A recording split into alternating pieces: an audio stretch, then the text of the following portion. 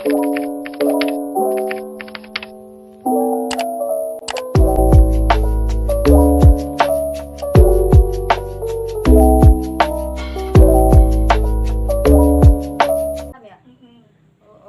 apa kabar Kak? Baik. Sudah makan?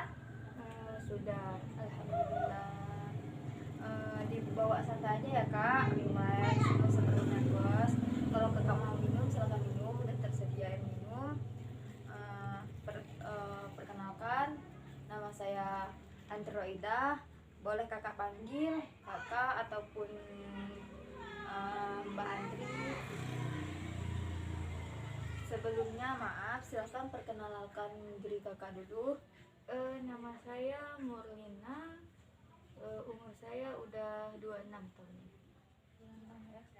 60 tahun. Oke. Apakah sebelumnya Kakak pernah berkonseling? Belum pernah, ini pertama kalinya saya konseling. Ya, baiklah. Ini berarti Kakak pertama kali ya? Iya. Apa yang membuat Kakak untuk berkonseling? Saya ngerasa trauma saya ini nggak hilang-hilang. Jadi saya putuskan untuk konseling, siapa tahu trauma saya ini bisa hilang walaupun nggak sekali konseling harus hilang. Setidaknya saya sudah usaha biar trauma saya ini nggak menghantui saya begitu. Bagus tujuan Kakak.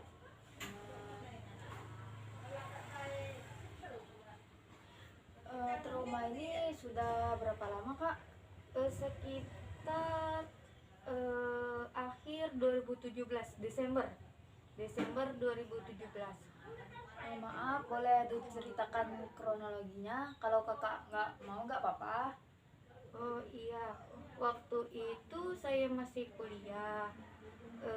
Kebetulan adik saya libur sekolah mau main ke kosan saya.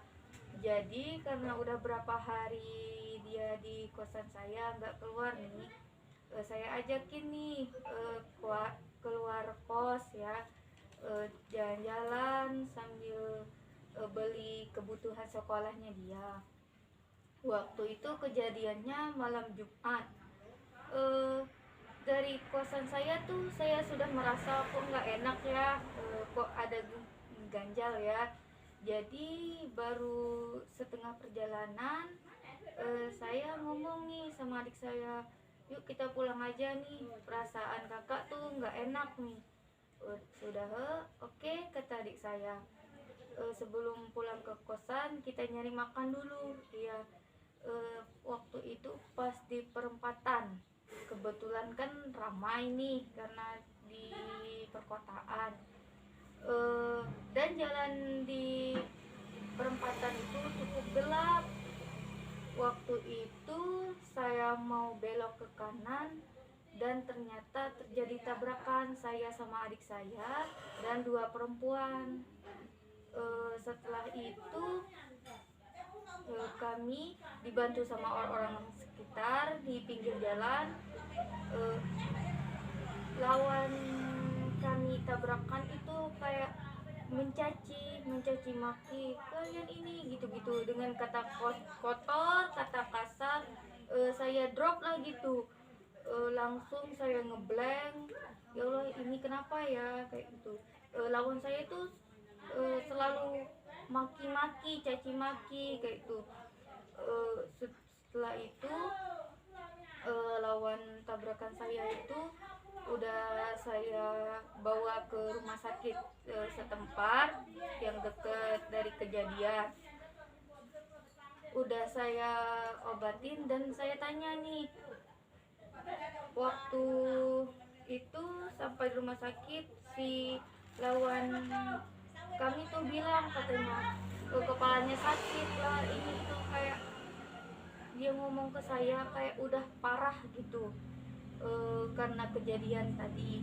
Jadi saya tanyalah ke dokter biar puas gimana kondisi lawan tabrakan saya tadi. Setelah itu dokter bilang aman, nggak apa-apa, cuma ada sedikit lecet di tangan dan kaki, masih wajar kok, kata dokter.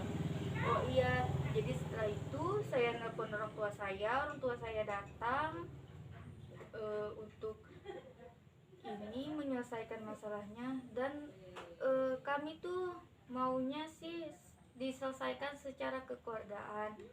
Pihak lawan pun mengiyakan diselesaikan dengan kekeluargaan. Jadi besoknya tahu-taunya mereka nelpon mau melaporkan saya sama adik saya ke polsek di jauh dari tempat kejadian.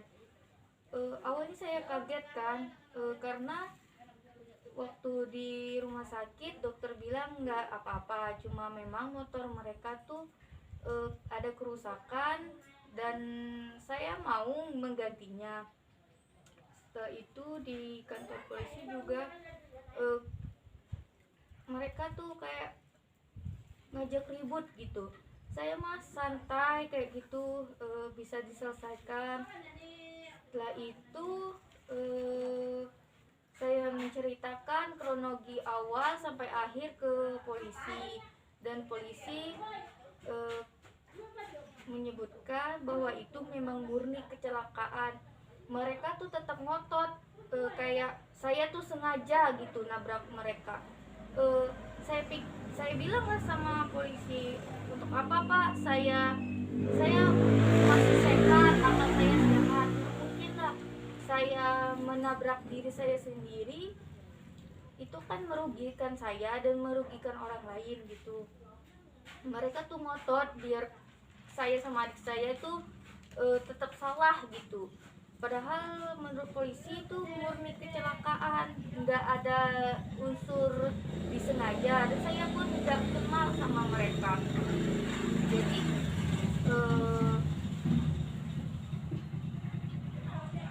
mulai dari kejadian itu saya sekitar 1 tahun saya takut naik motor, takut main pakai motor. Pokoknya saya selalu ada ketakutan saat naik motor. Tapi saya tetap berusaha karena saya kan mau kuliah, mau kerja nantinya. Jadi saya harus bisa pakai motor. Jadi saya paksakan, ya saya harus lawan traumanya. Tapi alhamdulillahnya setelah setahun kejadian itu saya sudah berani makan motor sendirian. Kalau siang hari, tapi kalau malam itu saya nggak berani. Tapi ada kadang-kadang saat saya makan motor atau saya diboncengin, tiba-tiba ada yang klakson kuat, trauma saya itu terjadi lagi gitu. Sampai sekarang saya tuh kalau naik motor di keramaian suka keinget kejadian itu. Kadang kalau misalnya ada mobil nih, saya naik motor langsung kuat kan, titit kayak tuh, saya sampai nutup kuping dan keinget lagi kejadian itu. Jadi saya konseling ini berharap trauma saya ini bisa hilang, walaupun nggak mudah mungkin ya untuk menghilangkan trauma saya ini. Kalau trauma kakak itu mungkin dari perkataan orang atau kejadian tabrakannya. Saya ini tipikal orang yang nggak bisa dicaci maki ya, karena itu kan saya shock, sudah kejadian tabrakan itu saya shock, dan tiba-tiba dicaci maki kan mental saya pasti drop nih. Seharusnya kan cari solusi. Mereka pun nggak terlalu parah nih akibat kejadian tersebut, tapi mereka tuh kayak heboh bahwa parah kayak tuh. Dan kejadian itu cukup membuat saya trauma sih dengan kejadian itu. Takut kalau misalnya saya naik motor, takut kejadian sama terulang lagi gitu. kayak gini, kalau seandainya boleh saya kasih saran, kalau lagi di motor pelan aja bawaannya, karena takutnya kakak ntar bisa apa itu jatuh dalam motor sendiri takutnya kan, jadi bawa pelan aja. Dan pun jika kakak bertemu dengan orang-orang yang pernah bertabrakan dengan kakak, ibaratkan abaikan saja kayak gitu, nggak usah diinget. Tapi misalkan mereka kan mungkin ada yang wajahnya kadang mirip kan, ataupun barang sesuatu benda yang mirip dengan kejadian kakak pernah kakak alami kan, bikin kakak trauma. Boleh kakak alihkan ke hal-hal yang lain atau hal-hal positif kayak gitu. Kakak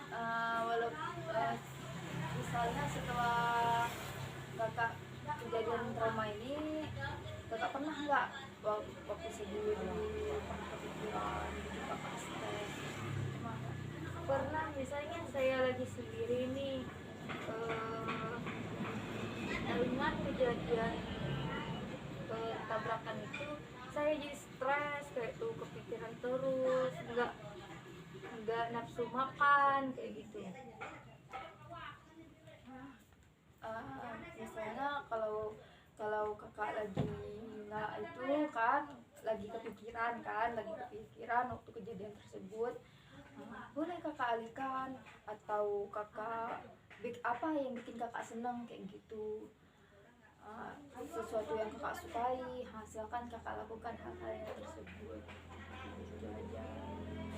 Kadang misalnya saya tengah main nih atau nongkrong ya sama teman-teman, tiba-tiba saya melihat kayak motor lawan saya tabrakan itu, saya tiba-tiba langsung drop gitu.